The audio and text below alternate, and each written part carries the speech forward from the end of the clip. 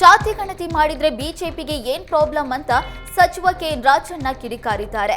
ಜಾತಿ ಗಣತಿ ವಿರೋಧ ಮಾಡ್ತಾ ಇರುವ ಬಿಜೆಪಿಗೆ ಟಾಂಗ್ ನೀಡಿದ ರಾಜಣ್ಣ, ವಿರೋಧ ಪಕ್ಷದವರು ನಾವು ಮಾಡಿದ್ದೆಲ್ಲ ಸರಿ ಎನ್ನಲ್ಲ, ವಿರೋಧ ಪಕ್ಷದವರಿಂದ ನಾವು ಅದನ್ನ ನಿರೀಕ್ಷೆಯೂ ಮಾಡಲ್ಲ. ಜಾತಿ ಗಣತಿಯಲ್ಲಿ ಆಕ್ಷೇಪಾರ್ಹ ಅಂಶವಿದ್ರೆ ಪರಿಶೀಲಿಸ್ತೇವೆ. ಏಪ್ರಿಲ್ 17ಕ್ಕೆ ಜಾತಿ ಗಣತಿ ವರದಿ ಪರಾಮರ್ಶೆ ಮಾಡ್ತೇವೆ ಅಂತ ಹೇಳಿದರು. ಜಾತಿ ಗಣತಿ ವರದಿ ಸಮರ್ಥಿಸಿಕೊಂಡ ಸಚಿವ ಚೆಲುವರಾಯಸ್ವಾಮಿ, ನೂರಾರು ಕೋಟಿ ಖರ್ಚು ಮಾಡಿ ಜಾತಿ ಗಣತಿ ಮಾಡಿದೆ, ಆದ್ರೂ ವರದಿ ಬಿಡುಗಡೆ ಮಾಡ್ತಾ ಇಲ್ಲ ಅಂತ ಬಿಜೆಪಿ ಜೆಡಿಎಸ್ನವರೇ ದೂರಿದ್ರು. ಈಗ ನಮ್ಮ ಸರ್ಕಾರ ಸಂಪುಟ ಸಭೆಯಲ್ಲಿ ಜಾತಿ ಗಣತಿ ವರದಿ ಮಂಡಿಸಿದೆ. ಏಪ್ರಿಲ್ 17ನೇ ತಾರೀಕು ಮಂಡನೆಗೆ ಸಿಎಂ ಸೂಚಿಸಿದ್ದಾರೆ. ನಿನ್ನೆ ನಮಗೆ ಒಂದು ಪ್ರತಿಯನ್ನು ಕೊಟ್ಟಿದ್ದಾರೆ. ಸಚಿವ ಸಂಪುಟ ಸಭೆಯಲ್ಲಿ ಆ ಕುರಿತು ಚರ್ಚೆ ಮಾಡ್ತೇವೆ ಅಂತ ಹೇಳಿದ್ರು. ಸಂಪುಟ ಸಭೆಯಲ್ಲಿ ಚರ್ಚೆಗೂ ಮುನ್ನವೇ ಬಿಜೆಪಿ ಜೆಡಿಎಸ್ ವಿರೋಧ ಸರಿಯಲ್ಲ, ಮಗು ಹುಟ್ಟುವ ಮುನ್ನವೇ ಕುಲಾವಿ ಹೊಲಿಸಿದಂತೆ ಬಿಜೆಪಿ ಮಾತಾಡ್ತಾ ಇದೆ ಎಂದು ಟಾಂಗ್ ನೀಡಿದ್ರು.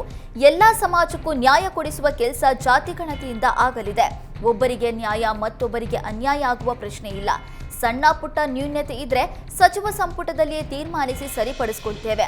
ವಿರೋಧ ಪಕ್ಷದವರು ರಾಜಕೀಯವಾಗಿ ಬಳಸಿಕೊಳ್ಳೋದಕ್ಕೆ ಪ್ರಯತ್ನ ಮಾಡ್ತಾ ಇದ್ದಾರೆ ಎಂದು ಆರೋಪಿಸಿದ್ರು.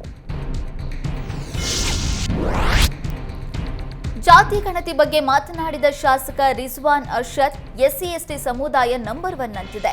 ಅಧಿಕೃತವಾಗಿ ಏನ್ ವರದಿ ನೀಡುತ್ತೋ ನೋಡೋಣ. ಬಿಜೆಪಿಯವರು ಮುಸ್ಲಿಮರನ್ನ ಟಾರ್ಗೆಟ್ ಮಾಡ್ತಿದ್ದಾರೆ ಅಂತ ಆರೋಪಿಸಿದ್ದಾರೆ. ಬಿಜೆಪಿಯವರಿಗೆ ಹಿಂದುಳಿದವರ ಸಂಖ್ಯೆ ಎಷ್ಟಿದೆ ಅನ್ನೋದು ಗೊತ್ತಿಲ್ಲ. ಆರ್ಥಿಕ ಶೈಕ್ಷಣಿಕ ಪರಿಸ್ಥಿತಿ ಮುಚ್ಚಿಡಬೇಕು ಅನ್ನೋದು ಬಿಜೆಪಿ ಅವರ ಉದ್ದೇಶ. ಅದಕ್ಕಾಗಿ ಮುಸಲ್ಮಾನರ ಮೇಲೆ ಗೂಬೆ ಕೂರಿಸ್ತಾ ಇದ್ದಾರೆ.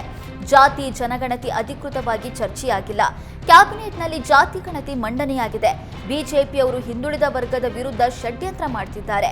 ನಾವು ಯಾವುದೇ ಕಾರಣಕ್ಕೆ ಹಿಂದುಳಿದ ವರ್ಗದವರನ್ನ ಕೈಬಿಡೋಲ್ಲ ಅಂತ ಹೇಳಿದ್ರು. ಜಾತಿ ಗಣತಿ ಬಗ್ಗೆ ವಿರೋಧ ವ್ಯಕ್ತಪಡಿಸಿದ ಪರಿಷತ್ ವಿಪಕ್ಷ ನಾಯಕ ಚೆಲುವಾದಿ ನಾರಾಯಣಸ್ವಾಮಿ, ಮುಸ್ಲಿಂನವರನ್ನ ಓಲೈಕೆ ಮಾಡೋದಕ್ಕೆ ಅವರನ್ನ ನಂಬರ್ 1 ಅಂತ ತೋರಿಸಿದ್ದಾರೆ. ವೀರಶೈವರನ್ನ 6 ತುಂಡು ಮಾಡಲಾಗಿದೆ. ಎಲ್ಲ ಸಮುದಾಯವನ್ನ ತುಂಡು ಮಾಡಲಾಗಿದೆ. ಎಲ್ಲರಿಗಿಂತ ಮುಸ್ಲಿಮರೇ ಮೆಜಾರಿಟಿ ಅಂತ ತೋರಿಸಲಾಗಿದೆ ಎಂದು ಚೆಲುವಾದಿ ನಾರಾಯಣಸ್ವಾಮಿ ಆರೋಪಿಸಿದ್ರು. ಸೆನ್ಸಸ್ ಮಾಡೋದು ಕೇಂದ್ರ ಸರ್ಕಾರ. ಕಾಂತರಾಜು ವರದಿಯನ್ನ ಸಿದ್ಧಪಡಿಸಿ ಎಷ್ಟೋ ವರ್ಷಗಳಾಗಿದೆ. ಇದರಲ್ಲಿ ಯಾರು ಸಾಯಲಿಲ್ವೇ ಅಂತ ಪ್ರಶ್ನಿಸಿದ್ರು. ಒಕ್ಕಲಿಗರು ಲಿಂಗಾಯತರನ್ನ ಒಡೆಯೋದಕ್ಕೆ ಹೊರಟಿದ್ದಾರೆ. ನಮ್ಮ ಜನಾಂಗದವರನ್ನ ಕಡಿಮೆ ತೋರಿಸಿ ಗೊಂದಲ ಸೃಷ್ಟಿ ಮಾಡಿದ್ದಾರೆ. ಜನಾಂಗಗಳ ನಡುವೆ ಜಗಳ ತಂದಿಡೋಕೆ ಯತ್ನಿಸ್ತಾ ಇದ್ದಾರೆ ಎಂದು ಆರೋಪಿಸಿದ್ರು. ಬಿಜೆಪಿ ಜಾತಿ ಗಣತಿ ವಿರೋಧಿಸ್ತಾ ಇರುವ ಬಗ್ಗೆ ಪ್ರತಿಕ್ರಿಯಿಸಿದ ಮಾಜಿ ಸಚಿವ ಎಚ್ ಆಂಜನೇಯ, ಬಿಜೆಪಿಯವರು ಈ ಹಿಂದೆ ಯಾವ ವರದಿ ಸ್ವಾಗತ ಮಾಡಿದ್ರು? ಮಂಡಲ ಆಯೋಗದ ವರದಿ, ಚಿನ್ನಪ್ಪ ವರದಿ ಸ್ವಾಗತ ಮಾಡಿದ್ರ ಅಂತ ಪ್ರಶ್ನಿಸಿದ್ರು. ಸಿದ್ದರಾಮಯ್ಯ ನೇತೃತ್ವದಲ್ಲಿ ಸಾಮಾಜಿಕ ಶೈಕ್ಷಣಿಕ ವರದಿ ಮಾಡಲಾಗಿದೆ. ವಿಧಾನಸಭೆ ವಿಶೇಷ ಅಧಿವೇಶನ ನಡೆಸಬೇಕು, ಬಳಿಕ ಅಂತಿಮ ನಿರ್ಧಾರವಾಗಲಿದೆ ಅಂತ ಹೇಳಿದ್ರು. ಒಂದ್ ವೇಳೆ ವರದಿಯಲ್ಲಿ ನ್ಯೂನ್ಯತೆ ಇದ್ರೆ ಸರ್ಕಾರದಲ್ಲಿ ಸರಿಪಡಿಸುವ ಅವಕಾಶ ಇದೆ. ಅನಾವಶ್ಯಕವಾಗಿ ವಿರೋಧಿಸೋದು ಸರಿಯಲ್ಲ ಅಂತ ಹೇಳಿದ್ರು.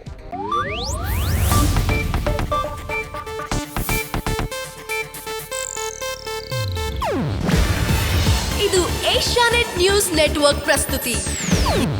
ನೀವು ನೋಡ್ತಿದ್ದೀರಾ ಏಷ್ಯಾನೆಟ್ ಸುವರ್ಣ ನ್ಯೂಸ್.